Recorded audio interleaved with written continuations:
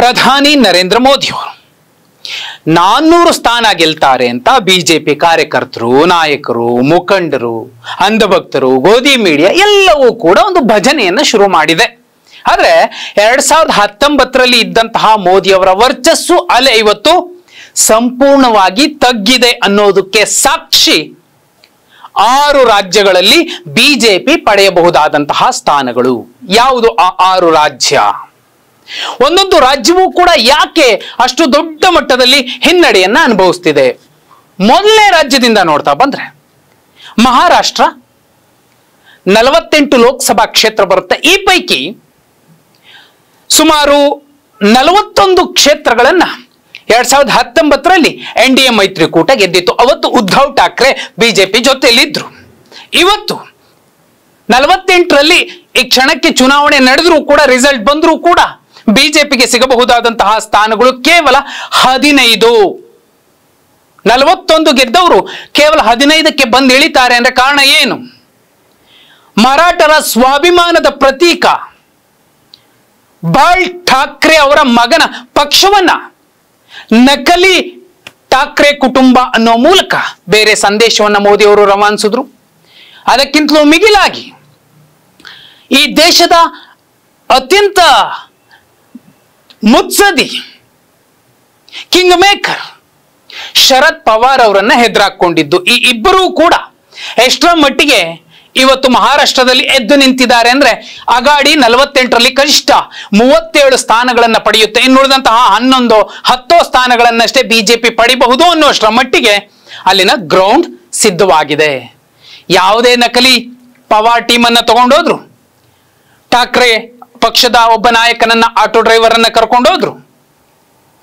ಅಸಲಿ ಠಾಕ್ರೆಯ ಕುಟುಂಬದ ಎದುರಲ್ಲಿ ಈ ಸಲ ಯಾವ ಆಟವೂ ಕೂಡ ನಡೆಯೋದಿಲ್ಲ. ಆ ಕಾರಣಕ್ಕೋಸ್ಕರ 48ರಲ್ಲಿ 41 ಗೆದ್ದಿದ್ದಂತಹ NDA ಮಹಾರಾಷ್ಟ್ರದಲ್ಲಿ 15ಕ್ಕೆ ತೃಪ್ತಿ ಪಟ್ಟುಕೊಳ್ಳಬಹುದು. ಎರಡನೇ ರಾಜ್ಯ ಬಿಹಾರ. 40 ಲೋಕಸಭಾ ಕ್ಷೇತ್ರಗಳಿವೆ. ಈ ಪೈಕಿ 2019ರಲ್ಲಿ ಬಿಜೆಪಿ NDA 39 ಸ್ಥಾನಗಳನ್ನು ಗೆದ್ದಿತ್ತು. ಒಂದೇ ಒಂದು ಸ್ಥಾನ ಈಗಿನ ಇಂಡಿಯಾ ಕೂಟಕ್ಕೆ ಸೇರಿಕೊಂಡಿತ್ತು. ಆದ್ರೆ ಈಗ ಅಲ್ಲಿನ ಸ್ಥಿತಿ ಎಷ್ಟರ ಮಟ್ಟಿಗೆ ಬದಲಾಗಿದೆ ಅಂದ್ರೆ ಅವಕಾಶವಾದಿ ನಿತೀಶ್ ಕುಮಾರ್ ಅವರು ಮತ್ತೆ ಬಿಜೆಪಿ ಸೇರಿದ್ರಿಂದ ಬಹುದೊಡ್ಡ ಆಡಳಿತ ವಿರೋಧಿ ಅಲೆಯನ್ನ ಎದುರಿಸ್ತಿದ್ರು. ಜೊತೆಯಲ್ಲಿ ಅಲ್ಲಿ ತೇಜಸ್ವಿ ಯಾದವ್ ಪ್ರಚಾರಕ್ಕೆ ಇಳಿದಾಗ ಜನ ಪ್ರವಾಹದಂತೆ ಸೇರ್ಕೊಂಡ್ರು. ಈ ಸಲ 40 ಲೋಕಸಭಾ ಕ್ಷೇತ್ರಗಳಲ್ಲಿ ಬಿಹಾರದಲ್ಲಿ NDA 15 ಸ್ಥಾನಗಳನ್ನ ಪಡೆದ್ರೆ ಅದು ಹೆಚ್ಚಾಗತ್ತೆ. ಅದೇ ದೊಡ್ಡ ಸಾಧನೆ ಅನ್ನುವಂಥದ್ದು ಗ್ರೌಂಡ್ ರಿಪೋರ್ಟ್. ಉತ್ತರ ಪ್ರದೇಶದ ಲೆಕ್ಕಕ್ಕೆ ಬಂದ್ರೆ 80 ಲೋಕಸಭಾ ಕ್ಷೇತ್ರ ಇದೆ. ಈ ಪೈಕಿ 2019ರಲ್ಲಿ 64 ಸ್ಥಾನಗಳನ್ನ NDA ಪಡ್ಕೊಂಡಿತ್ತು. ಕೇವಲ ಬಿಜೆಪಿ 62 ಪಡ್ಕೊಂಡಿತ್ತು. ಅಪ್ನಾ ದಳ 2 ಗೆದ್ದಿತ್ತು. ಅಲ್ಲಿಗೆ 64 NDA ಕೂಟದ್ದು. ಈ ಸಲ ಅಲ್ಲಿ ಯಾರು ಎಷ್ಟೇ ಎಗರಾಡಿ ಕುಣಿದಾಡಿದ್ರೂ ಕೂಡ ಬಹುದೊಡ್ಡ ದಲಿತ ದೌರ್ಜನ್ಯದ ಕೇಸುಗಳಿದಾವೆ. 1977ರ ನಂತರ ಬಿಹಾರ ಮತ್ತು ಉತ್ತರ ಪ್ರದೇಶದಲ್ಲಿ ಕಂಡು ಕೇಳರಿಯದಂತಹ ಆಡಳಿತ ವಿರೋಧಿ ಅಲೆ ಎದುರಾಗಿದೆ. ಅಖಿಲೇಶ್ ಯಾದವ್ ಮತ್ತು ರಾಹುಲ್ ಗಾಂಧಿ ಅವರ ಜೋಡೆತ್ತಿನ ಒಂದು ಪ್ರಚಾರ ಮತ್ತು ಪ್ರವಾಸ ಜನರನ್ನ ಪ್ರವಾಹದಂತೆ ಸೆಳೀತಿದೆ. ಅವೆಲ್ಲವೂ ಕೂಡ ಮತಗಳಾಗಿ ಪರಿವರ್ತನೆ ಆಗ್ತಾವ, ಅದು ಬೇರೆ ಪ್ರಶ್ನೆ. ಆದ್ರೆ 62 ಸ್ಥಾನಗಳನ್ನ ಗೆದ್ದಿದ್ದಂತಹ ಬಿಜೆಪಿ ಇವತ್ತು ಕೂಡ 62 ಪಡೆಯುತ್ತೆ ಅನ್ನೋದಕ್ಕೆ ಯಾವುದೇ ರೀತಿಯಾದಂತಹ ಸಕಾರಾತ್ಮಕ ಕಾರಣಗಳಿಲ್ಲ.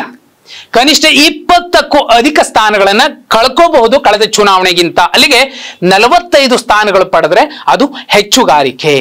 ಇದಾದ ನಂತರ ಕರ್ನಾಟಕ ಇಡೀ ಉತ್ತರ ಭಾರತದಲ್ಲಿ ಪಡೆಯೋ ನಂಬರ್ಗಿಂತಲೂ ಹೆಚ್ಚಿನ ನಂಬರ್ಗಳನ್ನ, ಅಂದ್ರೆ ಅವರ ಸಾಧನೆ ಮೀರಿದ ನಂಬರ್ ಅನ್ನ ಕರ್ನಾಟಕ ಬಿಜೆಪಿ ನರೇಂದ್ರ ಮೋದಿ ಅವರಿಗೆ ಕೊಟ್ಟಿತ್ತು. 2019ರ ಚುನಾವಣೆಯಲ್ಲಿ 28 ಲೋಕಸಭಾ ಕ್ಷೇತ್ರಗಳ ಪೈಕಿ 25 ಕ್ಷೇತ್ರಗಳು ಬಿಜೆಪಿಯ ಪಾಲಾಗಿತ್ತು. ಈ ಸಲ ಸಿದ್ದರಾಮಯ್ಯ ಅನ್ನುವಂತಹ ಸುನಾಮಿಯ ಎದುರಲ್ಲಿ, ಗ್ಯಾರಂಟಿಗಳ ಎದುರಲ್ಲಿ, ಮಹಿಳಾ ಮತದಾರರ ಮ್ಯಾಜಿಕ್ನ ಎದುರಲ್ಲಿ ಬಿಜೆಪಿ 10 ಸ್ಥಾನ ಪಡೆಯುವಂತದ್ದು ಕೂಡ ಸುಲಭದ ಮಾತಲ್ಲ.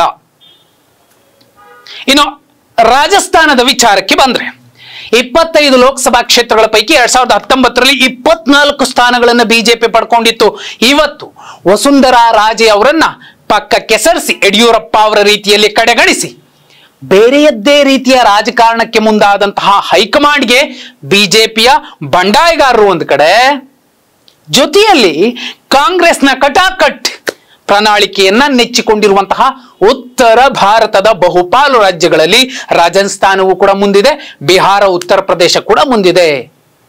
ಈ ಸಲ ತೀರಾ ಹೆಚ್ಚು ಅಂದ್ರೆ 25 ಲೋಕಸಭಾ ಕ್ಷೇತ್ರಗಳ ಪೈಕಿ ರಾಜಸ್ಥಾನದಲ್ಲಿ ಬಿಜೆಪಿ 15 ಸ್ಥಾನ ಪಡೆಯಬಹುದು. ಇನ್ನು ಹರಿಯಾಣಕ್ಕೆ ಬಂದ್ರೆ ಅಲ್ಲಿನ ಅನ್ನದಾತರು ದೆಹಲಿಗೆ ತಮ್ಮ ಕಷ್ಟ ಹೇಳ್ಕೊಳ್ಳಕ್ಕೆ ಬಂದಾಗ ಇವರದ್ದೇ ಸಂಪುಟದ ಸದಸ್ಯನ ಮಗ ಕಾರತ್ಸಿ ಕೊಲೆ ಮಾಡಿದ್ದು ಕೂಡ ಚರಿತ್ರೆ ಇದೆ, ಸುದ್ದಿ. ಅದನ್ನ ಬಹುಪಾಲು ಜನ ನೋಡಿದರೆ ಅಲ್ಲಿನ ಅನ್ನದಾತರ ಆಕ್ರೋಶ ಪಂಜಾಬ್ ಮತ್ತು ಹರಿಯಾಣದಲ್ಲಿ ಬಿಜೆಪಿಯ ಸ್ಥಿತಿ ಯಾವ ರೀತಿ ತಲುಪುತ್ತೆ ಅನ್ನೋದಕ್ಕೆ ಸಾಕ್ಷಿಯಾಗಿದೆ. 10 ಲೋಕಸಭಾ ಕ್ಷೇತ್ರ ಬರುತ್ತೆ ಹರಿಯಾಣದಲ್ಲಿ. ಕಳೆದ ಚುನಾವಣೆಯಲ್ಲಿ 10ಕ್ಕೆ 10 ಕೂಡ ಅಲ್ಲಿನ ಅನ್ನದಾತರು ಬಿಜೆಪಿಗೆ ಕೊಟ್ಟಿದ್ರು. ಈ ಸಲ ಅವರು 5 ಸ್ಥಾನ ಗೆದ್ರೂ ಕೂಡ ಅದು ಅಚ್ಚರಿಯ ಸಂಗತಿ. ಅಲ್ಲಿಗೆ ಮಹಾರಾಷ್ಟ್ರ, ಉತ್ತರ ಪ್ರದೇಶ, ಬಿಹಾರ, ಕರ್ನಾಟಕ, ರಾಜಸ್ಥಾನ, ಹರಿಯಾಣ 221 ಲೋಕಸಭಾ ಕ್ಷೇತ್ರಗಳು ಬರುತ್ತೆ ಈ 6 ರಾಜ್ಯಗಳಲ್ಲಿ. ಕಳೆದ ಚುನಾವಣೆಯಲ್ಲಿ ಬಿಜೆಪಿ 204 ಸ್ಥಾನಗಳನ್ನ ಈ 6 ರಾಜ್ಯಗಳಲ್ಲಿ ಪಡೆದಿತ್ತು. ಇನ್ನುಳಿದಂತೆ 99 ಸ್ಥಾನಗಳನ್ನ ಬೇರೆ ರಾಜ್ಯಗಳಲ್ಲಿ ಪಡ್ಕೊಂಡಿತ್ತು. ಈ ಸಲ ಯಾವ ರೀತಿ ಅಂದಾಜು ಮಾಡಿದ್ರು ಕೂಡ, ಹೆಚ್ಚು ಕಮ್ಮಿ ಲೆಕ್ಕ ಹಾಕಿ ನೋಡಿದ್ರು ಕೂಡ 221 ಲೋಕಸಭಾ ಕ್ಷೇತ್ರಗಳ ಪೈಕಿ ಈ 6 ರಾಜ್ಯಗಳಲ್ಲಿನ 221 ಲೋಕಸಭಾ ಕ್ಷೇತ್ರಗಳ ಪೈಕಿ ಬಿಜೆಪಿ 105 ಸ್ಥಾನಗಳನ್ನ ಪಡೆಯೋಕಷ್ಟೇ ಶಕ್ತವಾಗುತ್ತೆ. ಅಲ್ಲಿಗೆ 99 ಲೋಕಸಭಾ ಕ್ಷೇತ್ರಗಳನ್ನ ಈ 6 ರಾಜ್ಯಗಳಲ್ಲಿ ಕಳೆದುಕೊಳ್ಳುತ್ತೆ. ಅಲ್ಲಿಗೆ 400 ಗೆಲ್ಬೇಕು ಅನ್ನುವಂತಹ ಅತ್ಯುತ್ಸಾಹದ ಮಾತುಗಳೇನಿದಾವೆ, 400 ಗೆದ್ದೇ ಗೆಲ್ತೀವಿ ಅನ್ನುವಂತಹ ಒಂದು ಸ್ಲೋಗನ್ ಏನಿದೆ, ಇದು ಸಾಧ್ಯವಾಗುವುದಿಲ್ಲ. ಈ 6 ರಾಜ್ಯಗಳಲ್ಲೇ 100 ಸ್ಥಾನಗಳನ್ನ ಕಳ್ಕೊಳ್ಳುತ್ತೆ ಬಿಜೆಪಿ ಅಂದ್ರೆ ಇನ್ನೆಲ್ಲಿಂದ 200 ಸ್ಥಾನಗಳನ್ನ 300 ಸ್ಥಾನಗಳನ್ನ ಹೆಚ್ಚಾಗಿ ಪಡೆಯೋಕ್ ಸಾಧ್ಯ ಆಗತ್ತೆ.